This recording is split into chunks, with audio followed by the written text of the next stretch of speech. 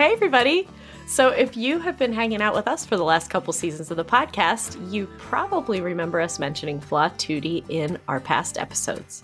Our friend Molly Sharp, who incidentally was also a guest in season 1, started Vla Tutti to share her awesome duet arrangements of standard viola rep, which are great for teaching, and it has now grown into a wide-ranging catalog of one-of-a-kind resources for violists and beyond. Steph, do you remember when we played one of the duets from a holiday bundle together? Yes, it's one of my most cherished holiday memories. Aww. But actually, one of my favorites is something that all string instrumentalists would love. It's called Making Double Stops Ring, a guided exploration of just intonation.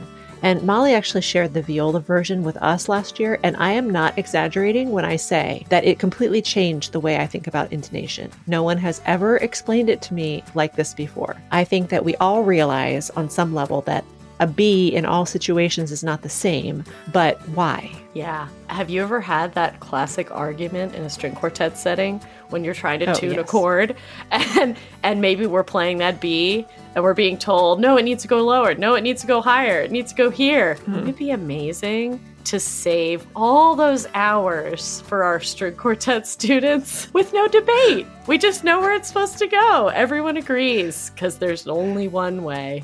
Right. You can just gift them copies of this book. Yeah, exactly. Nothing personal. Just here's a book about intonation. Well, Molly has made it easy for all of us to play in tune. So whether you play viola, violin, cello, or bass, there's a version for you. You can find this pragmatic book, viola duet arrangements of classic viola repertoire, and so much more at vlatutti.com under Marketplace, or look in this episode's show notes.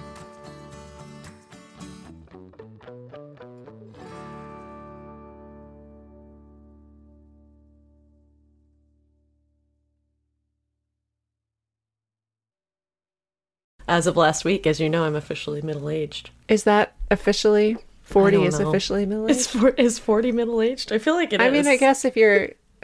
I don't know what the average life expectancy is for... Oh, yeah, that's true. For you remember women.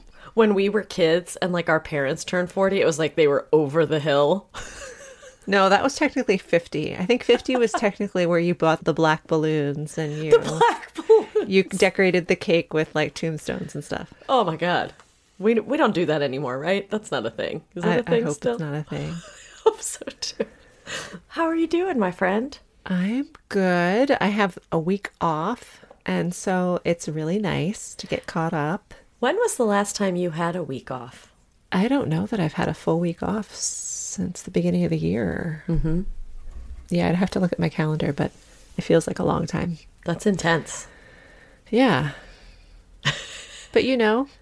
We consider ourselves successful for hustling all the time, right? That's how you know you've made it. All the joy and satisfaction comes from never taking a break. That's what we're told. Yeah, I can't do that anymore. I can't physically, mentally. But I don't take a lot of breaks either, as you know. I did take a break last week. I was in Arizona. Right, for your birthday. Turning 40. Nice. It was good. It was really low key. And I told you, my sister, she's just the queen of like crafting birthday celebrations of any kind. Oh, she's just... That's so special.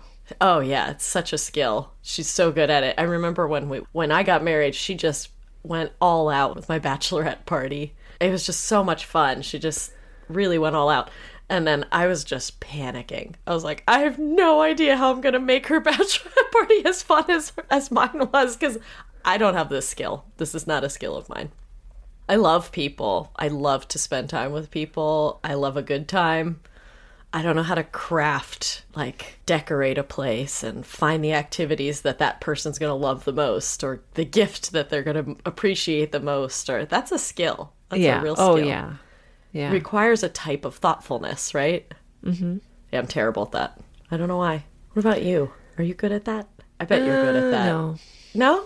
No, I am not good at that. I feel like you do great with the girls' birthdays. I do okay, but I never feel like I have it all figured out and like the perfect thing for them to do or the perfect gift. I always admire that about people who are able to do that. Where you're like, really nailed it. You really nailed it. Yeah, or something really, really thoughtful. It takes extra time, and no, I'm definitely a last minute type person. Yeah, totally.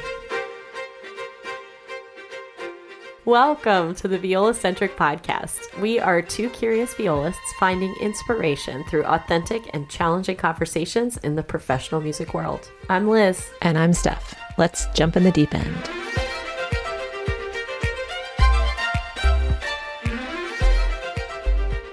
We have very exciting news, which is that we officially hired an editor. Oh my gosh. Emily MacMahon, who is just, well, first of all, she's just a really cool person. We gave her a shout out on Instagram. You can find her account. She's got a band that she plays with, and she shreds on electric guitar. That's pretty rad. Totally rad. And also, she's just been just so helpful. It's just such a good fit. So yeah, when you find the right person, it's just such a load off because you don't have to worry about managing that person. They just do what you need them to do, and they almost just intuit what you need them to do. Yes. And I feel like we found that with Emily, so I hope that she sticks around. Yeah, don't ever we don't leave scare us. her away. Don't you ever guys, leave us, Emily. You guys better send lots of reviews and lots of comments about how excellent the editing is, because we need to keep her around. She's special. She needs to know how special she is. Yes. Absolutely. We've been watching this show on Peacock called Poker Face. Oh, with Natasha Lyonne. I love Natasha Lyonne, and I have been meaning to start that. Is it good? It's good. Is she like perfectly quirky? Oh, she's amazing. She's so good. Each episode is a different story about how she uses this special talent that she has, but it's just so smart. And I just love the way that she talks, and the way, like, the words that she uses are always absolutely perfect for whatever situation is going on. I just really dig her, and I get the feeling that she's improvising a lot of this stuff. Like, it's how she would actually talk. I don't know her, but I just imagine that that's what she's like. Yeah, totally. No, I mean, even back to I think American Pie is the first thing I ever saw her in. And I remember thinking she was just the chick that was just like doing her own thing. She was like perfectly comfortable in her own skin, wearing headphones at the prom. Yes. She really is very authentic. So thinking about why I liked her so much even back then, it's like I envy that ability to just like say whatever you need to say and not care what other people think about what you're saying or what you're doing or what you're wearing, you know? That's a what's skill. That life? Actually, I don't even know if it's a skill or if it's just how some people are just born that way. I don't know. I'm working on it. I think we all are. Right? I think that's how we all kind of just evolve. You know how some older folks are just like really abrasive? I think I'm coming to realize that that's the way that I hope that I am. You know, I just hope that I say whatever the heck I want to say whenever I want to say it, because the stakes are like, who cares by now? 0 F's to give, right? Right. That's right. Absolutely. Yep, like Betty on Mozart in the Jungle.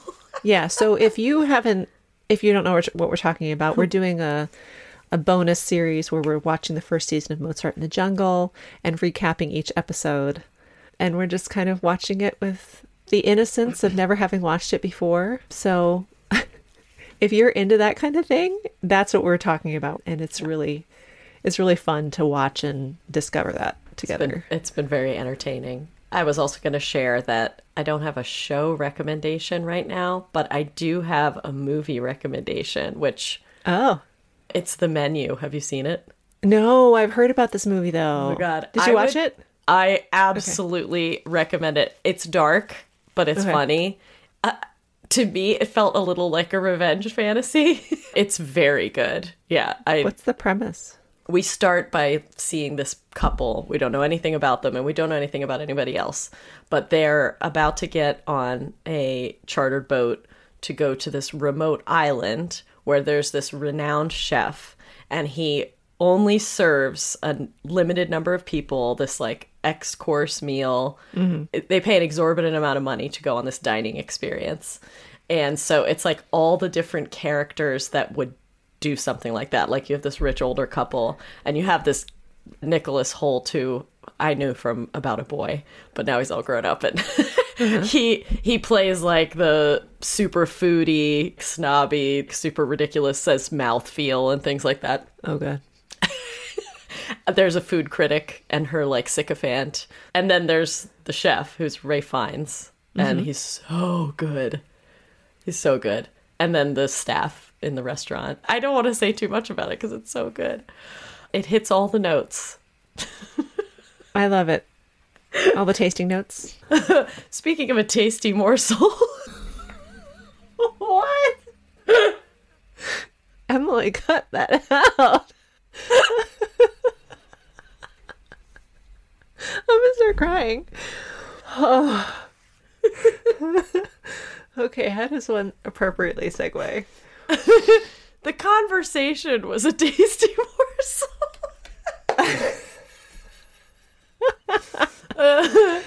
No, we're not going to be able to. I'm still trying to think of something. You can't. You just have to let it be. Let it be. Awkward segues included. That's what you love us for. Morsels for thought. That was my best shot at a very creative segue. Ooh. No, but seriously, this conversation was amazing. It was great for many, many reasons. Joe Conyers, he's just a delight.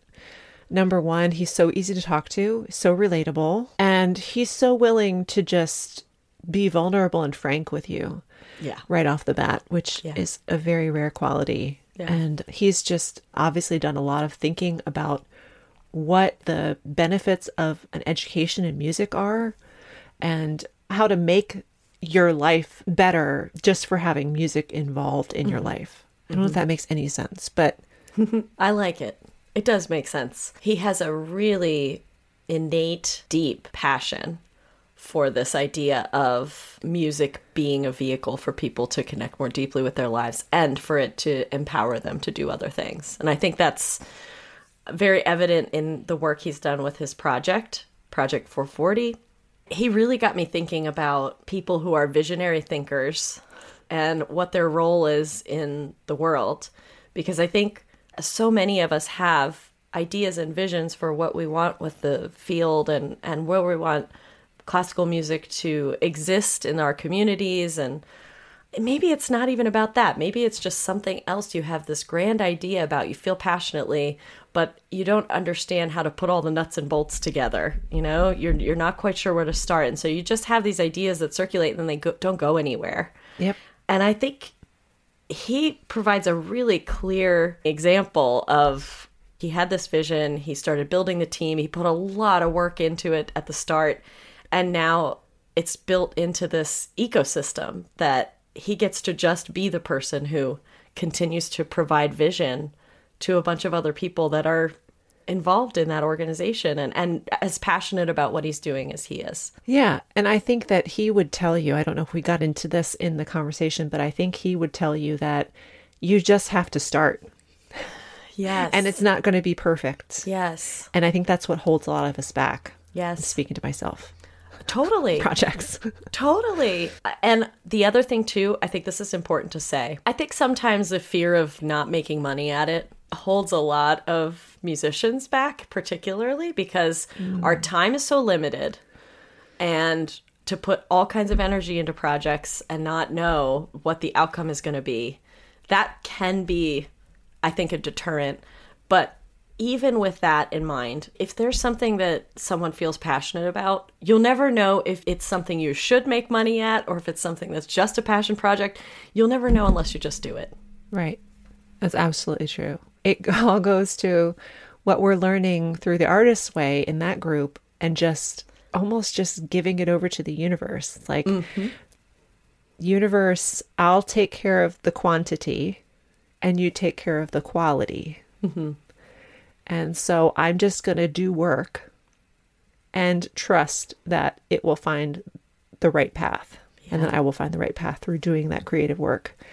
It's hard to get over that hump, though. Yeah. But clearly, Joe, as we affectionately call him, because we're friends now. BFFs. We're friends with forever. Joe.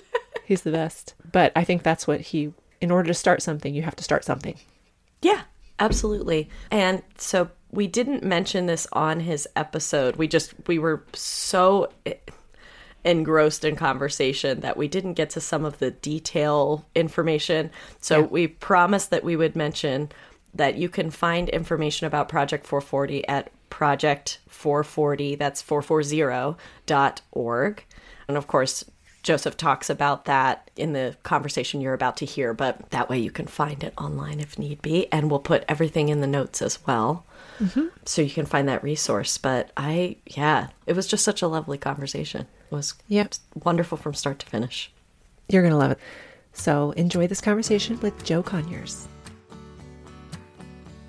Being freelance musicians means gigging in lots of different places with very unpredictable lighting situations. Oh my gosh, yes. How many times have you shown up to a church gig and wondered if you'll actually be able to see the music by showtime? Many times. Or it's a cocktail hour in a restaurant with ambient mood lighting at best. We've all been there and have used those alien-looking bendy lights that only light up the top of the page, so that by the bottom of the music, you're sometimes just guessing, or maybe we'll call it being creative. We didn't know it at the time, but the Aria lights could have saved us lots of eye strain and unplanned improvisation. Yes, and with a rechargeable battery that lasts 8 hours, you'll never have to carry backup AA's in your case. You'll just charge it up at home and take the Aria light to your gig. The battery will even hold a charge for years between uses, not that you would go that long. Thank you so much to Aria Lights for their support this season. Please check them out at arialights.com. Located in a historic mansion in Tacoma Park, Maryland, you might get the impression that the team at Potter Violins are as formal as the breathtaking building that they work in. But when you go inside, instead you'll find the most relatable, skilled, and friendly staff. Yes, the people at Potter's are what really make it a special place. I love visiting because I know that whoever I work with is not going to make me feel like I'm crazy or just being picky. They're kind of like your favorite bartender. They're great listeners who give you what you need without judgment. Yes, their technicians are not only super talented, creative, and resourceful, they take the time to collaborate with you so that the process of getting your instrument at its best really feels like a partnership. So if you're in the area, definitely stop by and introduce yourself to Chris, Rob, Kimberly, Derek, Jim, Melissa, and the whole team, or visit potterviolins.com to find what you need online. It's so fitting then that their shop is in this beautiful old house, because the staff at Potter's really makes it feel like home.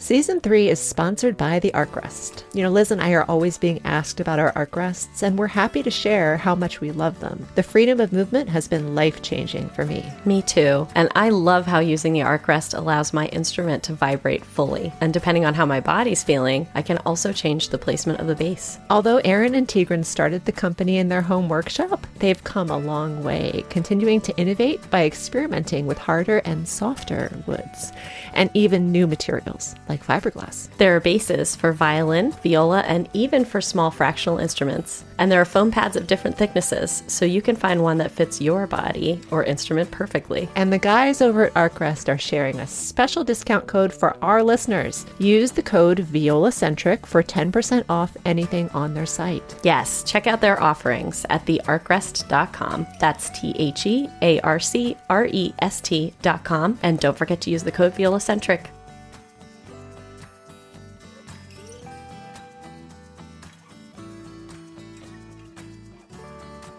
Our guest today is American bassist Joseph Conyers. And since Steph and I, if you don't know, we love a good classical musician's bio, I wanted to start by sharing a quote from the Grand Rapids Press, who describes Joseph as a lyrical musician who plays with authenticity that transcends mere technique.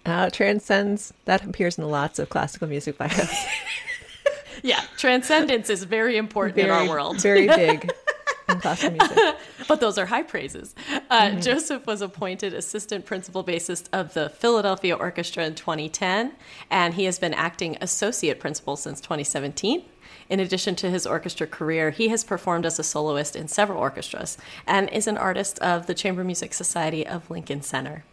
Joseph is also an avid mentor and music educator, currently holding faculty positions at the Juilliard School and my alma mater, Temple University. Go Owls! In 2010, Joseph founded the nonprofit music-based program Project 440. This project aims to provide young musicians with the tools to help them use their passion for music to fuel their purpose in life. To describe everything that Joseph has going on would probably take up our entire conversation. But we are so incredibly grateful and honored for that reason that you have carved out some time for us in your crazy busy schedule. Welcome to the Viola-Centric Podcast, Joseph. Welcome. Thank you so much. I'm so happy to be here. It's very exciting. It's so good. Go Violas. Yay! I feel like violists and bassists, we have something going on. You know, we're both like That's kind of right. laid back personalities, Totally. easygoing. That's right. Yeah. Totally. No, it's great. I was just going to say, that was a thing. We just had a conversation about that at a concert this weekend. I was playing, like, a bassist was like, hey, I heard you on a bass podcast. And it was a violist colleague of mine. I was like, yeah, there's overlap, right? I mean, I think we play such integral roles in the orchestra, but in the grand scheme of things, we don't get that much attention. So I think there's that camaraderie that is built from all the work that we do to make everyone else look good. Right? Yeah.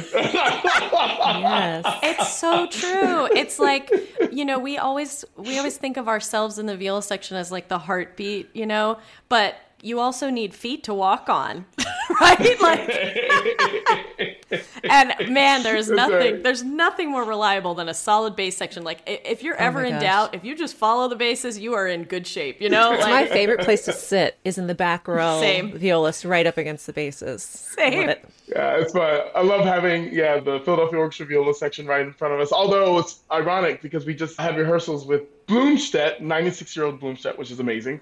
We're doing Bruckner 4 and all those great viola solos. Yes. And the violas aren't in front of us, so I get to watch them this time. So, but yeah, that's always a great treat. Yeah, absolutely. Yes, I feel that should be like the viola national anthem is Bruckner.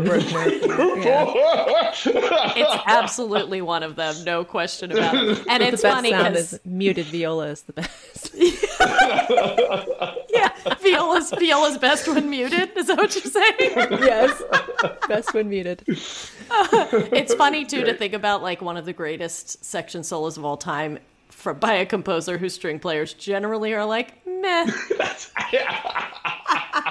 That's right. Good job, That's Brooke. right. You gave us that shining moment. I greatly appreciate that. In a total twist of subject, we were laughing a lot about this. We couldn't help but notice that you mentioned in your bio that this is totally unmusic related, just a heads up, that you love following the weather. I do. And even using WeatherClef as your Instagram handle. So I wanted to share this like quick anecdote for our listeners. It's common knowledge among my close friends and family, but I think it's the first time I've ever said it in a recording. One of my favorite movies of all time is Twister. And like, how can you go wrong with Bill Paxton and Philip Seymour Hoffman and dusty crew, like looking for tornadoes and studying them? And I had this sliding doors vision of my life as being a meteorologist. I'm really into the weather too. I'm like, oh wow, very into it. I love it. So I love it. Yeah, I kind of think maybe one day I could have been a Helen Hunt. I could have been like in the truck with all the dudes, like chasing the. What do you love about that for you? What fascinates you, and how do you follow it? I think it's both the mystery and the power.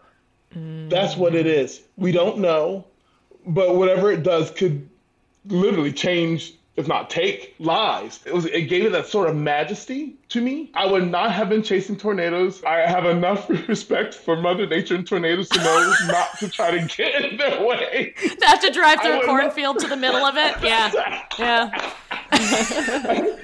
At some point in this life, I wouldn't mind seeing one from a safe distance away. I think that would be pretty incredible. But I always loved hurricanes. Growing up on the East Coast, the Southeast coast of the United States, hurricanes are kind of where it's at for me. One, you know they're coming.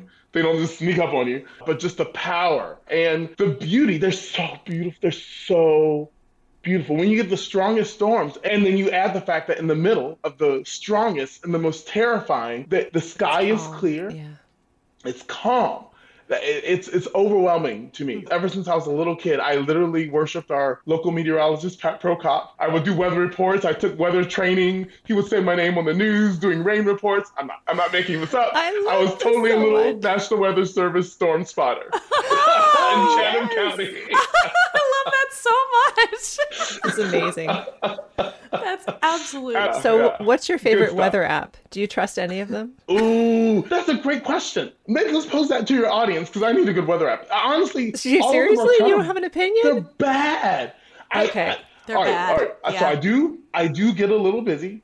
So I've not done a deep dive like any legit meteorologist would do on what the best meteorological weather app that exists that could work for me. Maybe I haven't done that. So if there's anyone in your audience who has done that and could let me know, hit me up on Okay, Instagram. you heard it here. I love this so much. Are you the person in the orchestra that everybody's like, hey, what's going on with this front? Are we going to get this snowstorm or what? I did get a lot of that.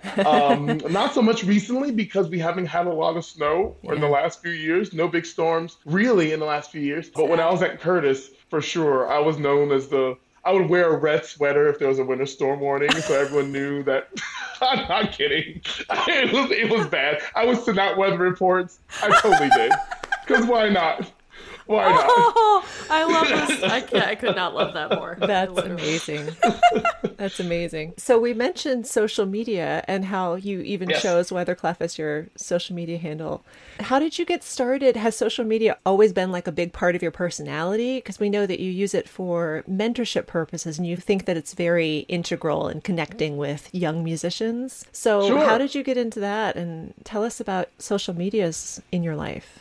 The funny thing is, I'm not that much of a social media person. Stop. You are. Your 44,000 followers say different. Joe. You got me there. No, so social media to me, and I feel like it still is, particularly more in the TikTok world, I don't like the camera facing me. Mm-hmm. Does that make sense? Yeah. Like in life, I don't like the camera facing me. I like the camera facing out, and I like to make everything better around me, but it doesn't have to be about me. And I feel like a lot of social media is about me. Mm. So there are two things with Instagram. One is I had a student who was like, Mr. Conyers, you should post videos. And I used to post videos every blue moon on my account. But he was like, you should do them more regular. People really like them. I'm like, really? So I started doing it, and sure enough, lo and behold, people seem to like them. That's one. Two, I realized that it gave me an opportunity to be of service or be of help or be of encouragement to other folks around the world. And the thing they say about a good social media account is just being your authentic self. Right. So I just was me, and this is me, and I like to make these videos, and I came up with these crazy hashtags over the pandemic, and those things are fun. And I do enjoy doing those things and getting people to follow and engage in that way. But the ability for me to share a bit of myself musically, but also some expertise I might have that folks who may not have resources to get such training and that kind of information, to be able to be in their hand, literally in their hand, and then have them write me questions from around the world. Oh, I saw you do this. What kind of strings do you use? What bow do you have? What kind of bass is normal? And just being able to engage. And I always found that I love educating. So that was a natural fit. And I've enjoyed it. It's been a lot of fun. When we all grew up, you would think about the associate principal of Philly Orchestra as being this person who's completely inaccessible, right? It's like, unless you go to this prestigious school and you're one of the 10 lucky people who get to play for him in lessons, you don't get that opportunity. And now this forum has created accessibility in a way for someone who has so much influence to really make a positive influence on people all over the world. And I think that's one of the beautiful things about social media that maybe doesn't get acknowledged enough on that bigger platform. We all know the disconnect that can be created from a virtual world and how important it is to maintain those senses of community in person and to not allow our worlds to get super super isolated, but at the same time, there's so many things you can learn from that experience. And I love the community of musicians who use it for that purpose, who use it for information sharing. And there's someone curious that wants to know about the life you have. And you make yourself available for that, which is a generous thing. No, thank you for saying that, Liz, because actually that's a huge point. Because I'm from a smaller town. Mm-hmm. It's not a small town, but compared to Philadelphia, it is a small town. But compared to other towns, it could be on the bigger side, and that's Savannah, Georgia. And I had my folks locally who were very helpful and supportive.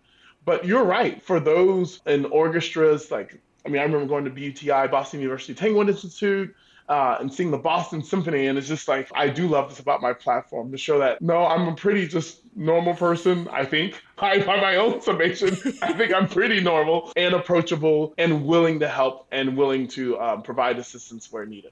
Because you think about all these people literally across the world who wouldn't have access to this kind of information. So you're really giving them a backstage pass. Almost. and they let me know from literally all around the world. It's amazing. I did, for example, I have a big South American contingent following, and I was in Guayaquil, Ecuador, playing at the Esmeraldas Festival. And I walked into an orchestra rehearsal of the Guayaquil Symphony, and I walk in, and all these people are and they're pointing because they recognize me from Instagram. That's the guy from Instagram, not that's the guy who plays in Philly Orchestra.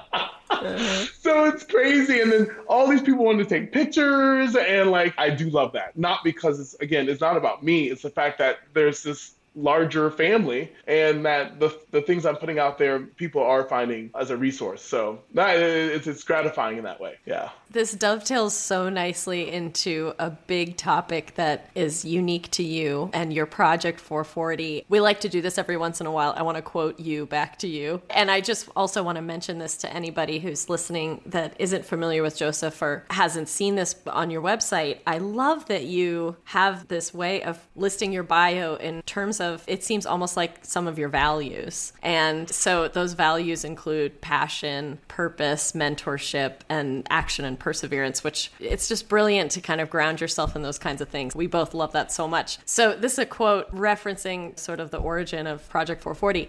Although I had attained an amazing career as a professional musician, I believe there is more to life than just being a great musician.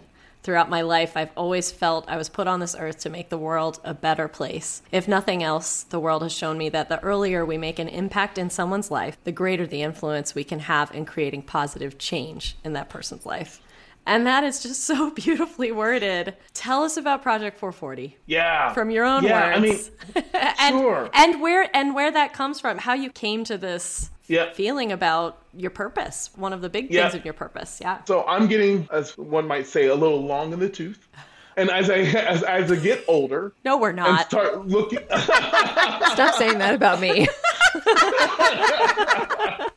But it's true. As I get older, I can actually reflect on parts of my life where, and I hope this resonates with someone, there are psychologists and professionals who are beginning to come up with terminology, things like belonging, uncertainty.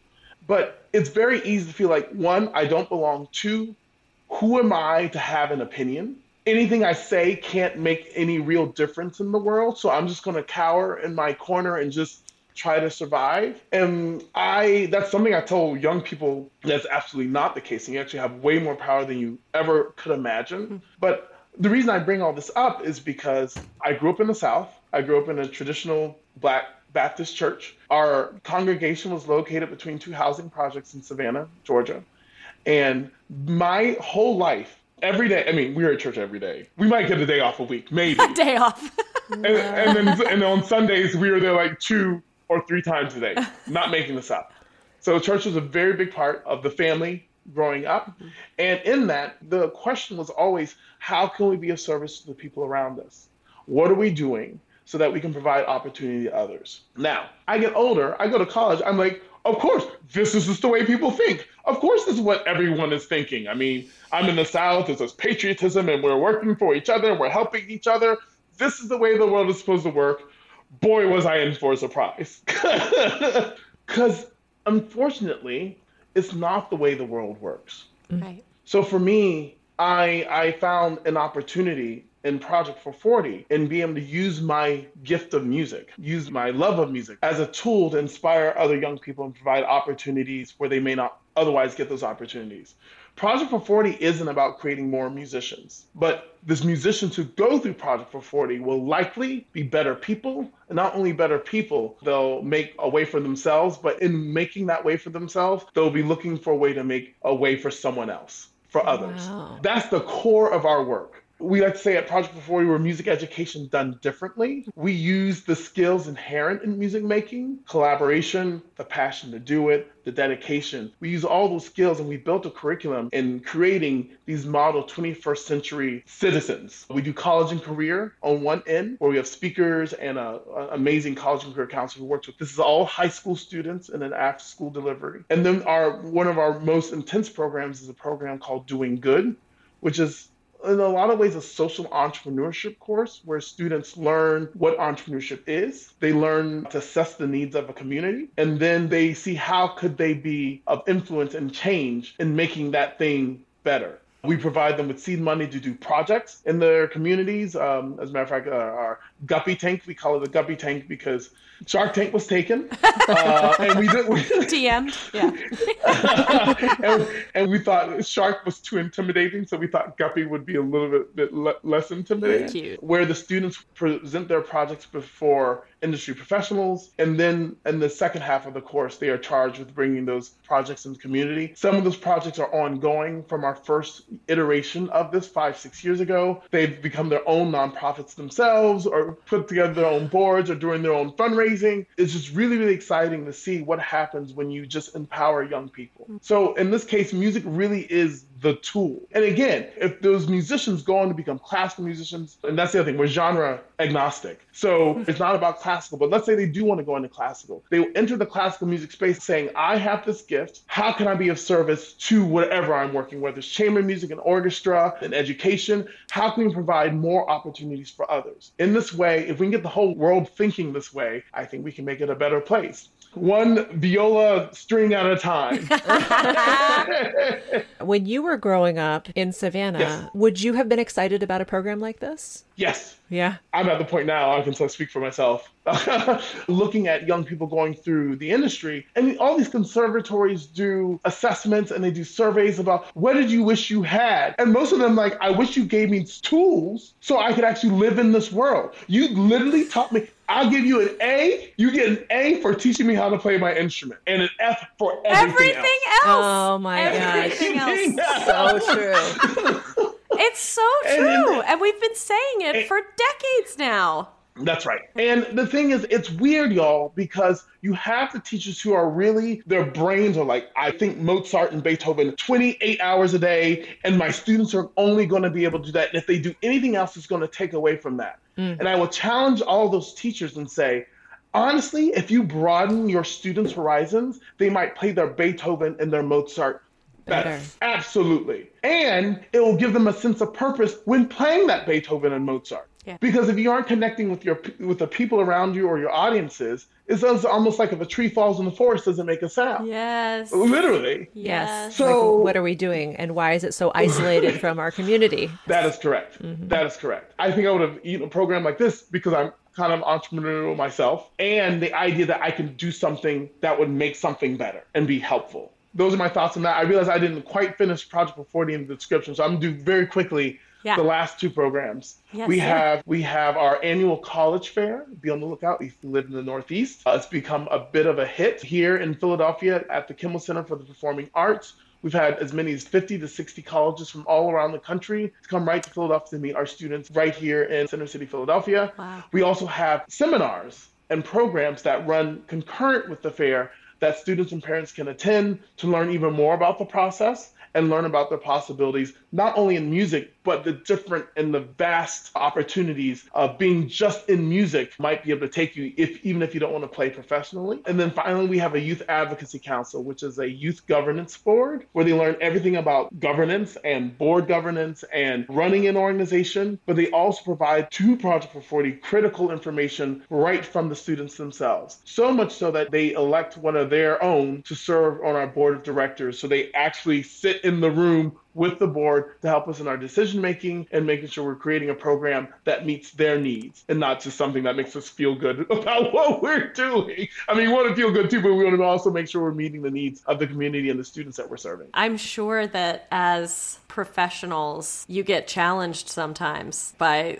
one of their perspectives. Bring it on. Bring it on. It's the best. I love working with high school students because generally most of them, when they're younger, they're kind of more shy. But when they're in high school, a lot of them don't mind speaking their mind, right. And it's the best thing. And honestly, to have their voice at the table, I wish I could bring them to the tables of some of these national institutions that feel they are doing work and help for communities that need them when they may not actually be doing that work here in the way that actually helps the community. And so I love young people for that. And they're super honest, even when it hurts, but they're super honest and I thrive on that. Yeah, I really do. I love that too. Talking with my high school students is like, oh, I remember when I was that idealistic.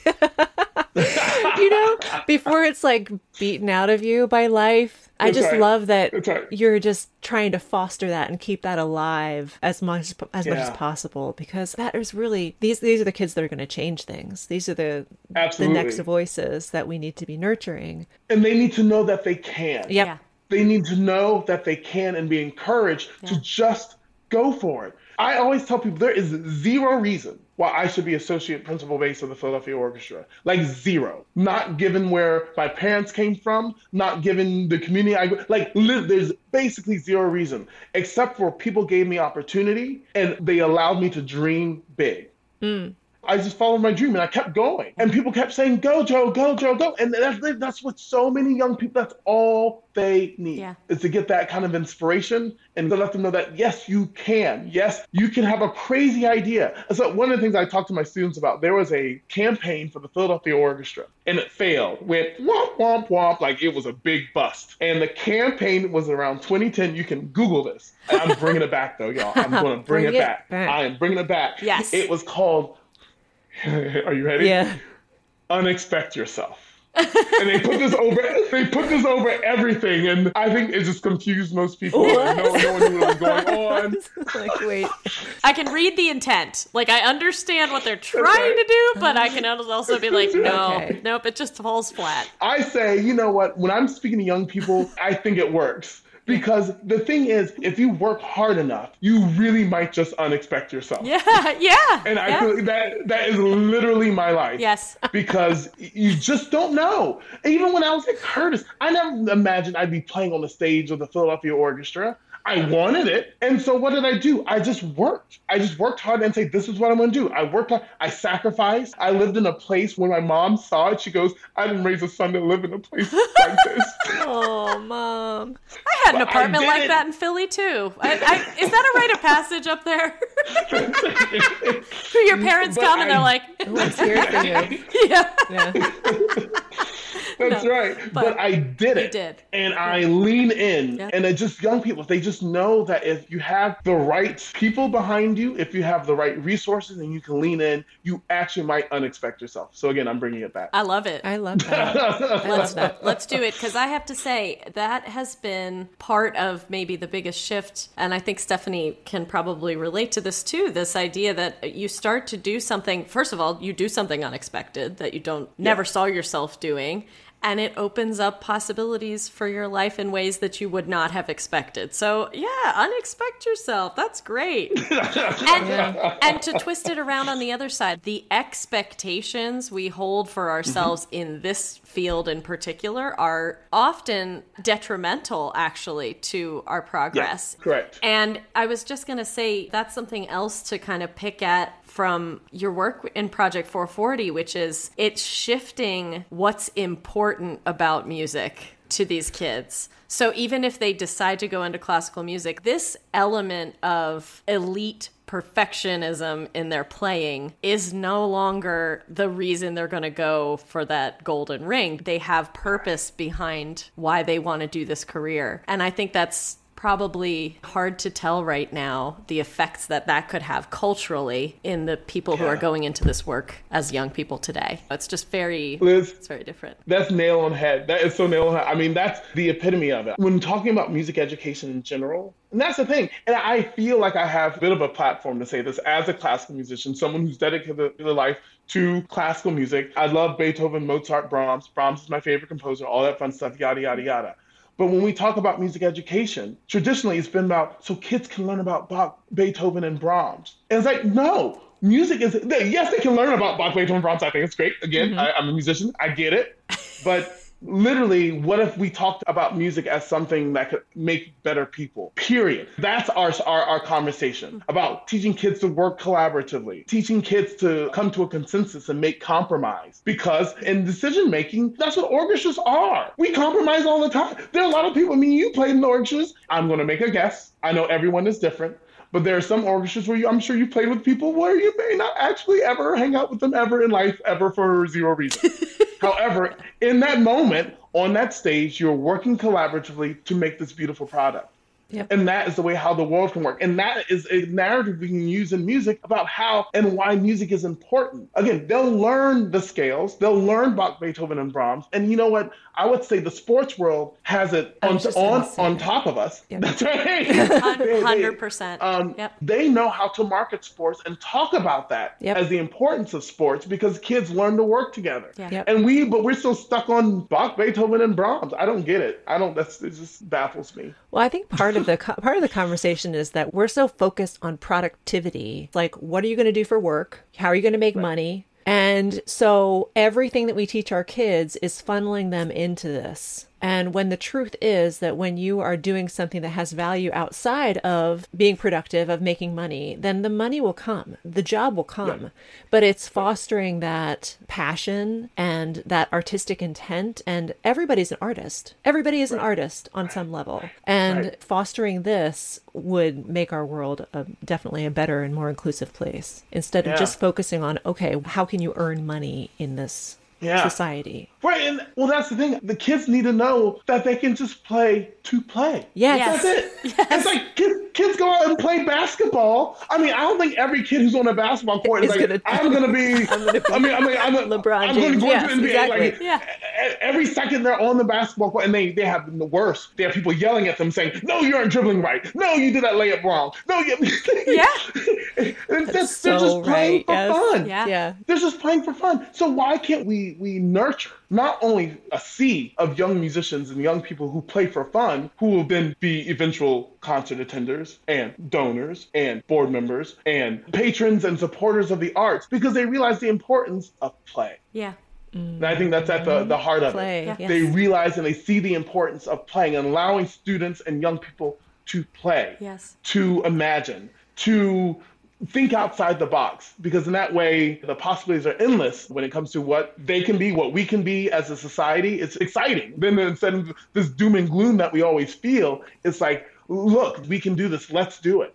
Oh, yeah. This is so interesting. I have never thought about this before, that the value in sports, when you think about the commercial value, period, I'm just thinking about it in terms of this conversation we always have in classical music, which is we can never get enough support. We can never get enough support. Someone will pay, people use this argument all the time, someone will pay $200 to go to a football game, but they would have zero interest in coming to see it. Well, that's because they have created this value that goes beyond what those guys are doing on a field. They are creating something together as a unit. And music has all of those elements. Plus, it creates emotional range within a human being that cannot be accessed anywhere else, right? And so if you create that value, if you press that value, that becomes more noticed by a larger community and could potentially create really big things for us. And Bach, Beethoven, and Brahms, that music will get better if the focus is on what we're doing as a community, as opposed to, I play this phrase exactly as warmly and openly and beautifully as I needed to? You know, I mean, it's so interesting. I've internalized that just in this conversation in a way I hadn't before. So I really appreciate this. And it keeps going because then to that end, you've created a demand. And let's say you've got a whole community where the parents, because parents are smart, they'll look over what their kids are doing. And if they're seeing Johnny's been doing this and now Johnny is off doing this, and all because he had access to these things. Then it's like, well, how can I get that here? So people wonder, like, how, well, there's not enough government funding. Well, do we, I mean, this is going to be a very controversial thing, so brace yourself. We're here for it. This is a trigger warning for anyone out there. But do we deserve that money right now? Mm-hmm. Right. Because I will challenge you that there will be many in the community who say we do not. Yeah. And that is our fault as an industry. Yeah. Does that make sense? I might say that too. I might honestly say that. I'm not afraid. In terms of the impact you're talking about on a community, do we do that successfully? Correct. Does someone giving their tax money, do we deserve their tax money, I guess is what I'm trying to say. Do we? Correct. That's a good question. And there will be some who will automatically say, absolutely, because we maintain this greatness and we maintain this, but that's generally because we've decided that. And here's the deal. I think it's great that my whole life has been dedicated to it. However, I think it's a missed opportunity for us not to explore these other conversations about why we are great and how we can be great in a community that does not force us to change who we are or what we do. Instead, it opens up the possibilities of who we are and who we can be. And then it's very exciting. And so again, without having to change anything at all what we do, and to your point, it makes it greater because there's better access. When there's better access, there's more diversity. And when there's more diversity, it will automatically get better. Because in any environment, there's a beautiful speech by Yo-Yo Ma in a Nancy Hanks lecture where he talks about when two ecosystems meet, it's the edge effect. Where they meet, you'll have the most variety in life, the most resilience that can handle both. So I know there's some people who are anti-diversity. I think that's very strange because I think if you just look at history, the diversity of thought and communication that way has only made civilization become better and better. Yeah. So that goes back to your point that's how Bach, Beethoven, and Brahms gets better because it gets new insight. Yes. It gets new culture. It gets a different approach. And we can express in ways that we didn't even know were possible. Yeah, so absolutely. I do want it to be in every community. And so every young person have access to this great art and not limited to just classical music. I like to talk about music literacy, where students just learn the basics of how to play, how to make a good sound. And then you make the music that you want to. Mm-hmm. And again, that to me, I mean, you have composers writing and we start to get this blending and it's just exciting about what could become of all that. People ran out on Stravinsky and Rite of Spring, and now he's one of the most celebrated pieces that we play in the repertoire. And they call Beethoven the revolutionary, and we are the antithesis of revolutionary as an industry. Yes. They say he broke all the barriers, he broke all the rules. And we refuse to do that. Yeah. Even when we play, even in some groups when you play Beethoven, it's like, he marked this exactly this way. Like, how dare you reinterpret what Beethoven said? Well, he probably would have been okay with it. I don't know. I mean, we got into this cycle, I feel like, for a long time where we were just trying to, like, duplicate success. Yes. Instead of trying to create something new and evolve. And I think, honestly, that's what all this orchestral training has been. Yes. Like, we all learn how to play these excerpts, and that's what your grade depends on. And it is not exciting.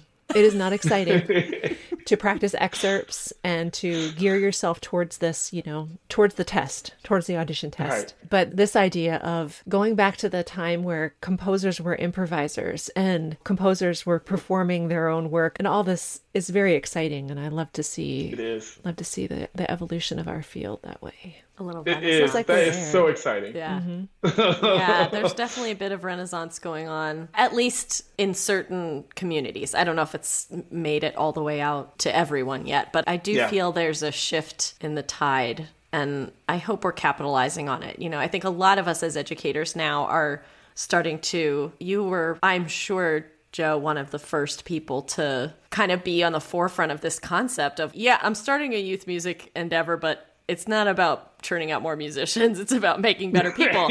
But a lot of us as music educators now feel that way. I've definitely, and I don't know if our listeners, I'm sure, can resonate with this too, where I've had instances with students where I sort of would be on this mental track of, well, this is what they need to do. They need to go from this step to this step to this step, and I need to get them in this festival, and I need to get them applying to this school or whatever. And you're just watching them, and it's like you're trying to squeeze somebody into a box that they don't want to be in. They just want to be musicians. And they don't really know what that means for their future. And I think that the younger people, high school age today, is a fascinating generation because they are very global in a way. They have so much access to information and they see all of these different paths that they could theoretically take. And so they're making some decisions to do things a little differently. And if we can encourage that, if our generation can encourage that, that's got to be a good thing for growth in terms of our evolution as a conscious, diverse people. Absolutely. Yeah. Absolutely. Yeah. So what's on the edge for you? What are you exploring? What's new to you? I mean, it's there's so many thoughts here because I feel like I've reached this climax area about what is the next step. And I almost want to say, let's have we could do this again in like a year. When the dust is settled, but I might have a project or two up my sleeve and some other things going on to address some of the topics as discussed on this here podcast. Oh, okay. So we'll need to. So we'll try to. Tuned. So I'll email you tomorrow to book Teaser. next year's conversation. Yes. We got to get on your schedule. I must say, I really respect and appreciate how you were very specific about your time. And I think that's really important as somebody who likes to go out and be active in your community. You clearly take on a lot between your performance career and your education and outreach. We've been fortunate enough to build the organization enough so that we were able to, a year ago, hire our first full-time executive director. Congratulations. So for the first time, we're very Huge. exciting. And she's really, really, really terrific. And Great. It's been wonderful having her as part of the organization. But so that now, instead of having all these things sitting on my shoulders and just running the day to day, my title now is founder and vision advisor. I actually have space to help provide the vision for the organization and then put the pieces together to make these things come to fruition. And that's one thing, if I can leave your audience, is you do want to work really hard. You do want to really hard. And I was protective about my time. I apologize. No. It did take a little time for us to get where we are. Do not apologize. It's so vital, and we don't learn how to be protective of our time. So in all that work, it's a cliche phrase, but it actually makes sense. Work smarter, not harder. Mm-hmm. I think because of music school, we're like, if I'm just doing something, that means it's good. And sometimes if we're just doing something, it's almost like bad practice. It's not actually helping us get better or get us to where we need to go. So be constantly planning, constantly building, so that maybe one point, if you have a venture, you have the person who can run it. You can then be able to provide your own input, the vision of that organization, and then use that as a strategy for other projects. We don't have the time or the bandwidth to be in the weeds of everything. Yes. At first, you have will be to in be. the weeds of everything. Yeah, you have to be. You Yes. have to be. Yes. But as you grow, we can't be in the weeds of everything. Otherwise, there's no way you can get it all done. Okay. You're hired for our life coach. It's literally would be my life goal to be the vision advisor of anything I do. I want to be the vision advisor. Yes. That is Come my up new with the life goal. ideas. Yeah. Oh my goodness, this conversation has been incredible. It's been great. Well, I thank you for breaking my podcast drought. I think this is my first podcast in a while. Oh, Since Well, we're happy the to depths do it. of the pandemic, I don't think I've done one. So thank you for pulling me out of my podcast, The Hibernation. yay. It was a joy to speak with both of you. This was a lot of fun. Yeah, it's been lovely. Thank you so Thank much, you. Joe. We really appreciate it. Thank you so much for listening today, and thanks also to our season sponsors, Arc Rest, Potter Violins, and Aria Lights. Another thanks to Alto Clef Gifts, where you can purchase viola-centric shirts and mugs, and a variety of other fun items featuring our beloved Alto Clef. If you loved today's episode, consider writing us a 5-star review on Apple Podcasts. And if you want the chance to hang with us and have access to behind-the-scenes audio and video recordings, check out our new Patreon. The Viola-centric theme music was written and produced by JP Wogeman and is performed by Steph and myself. Thanks again for listening. Let's talk soon.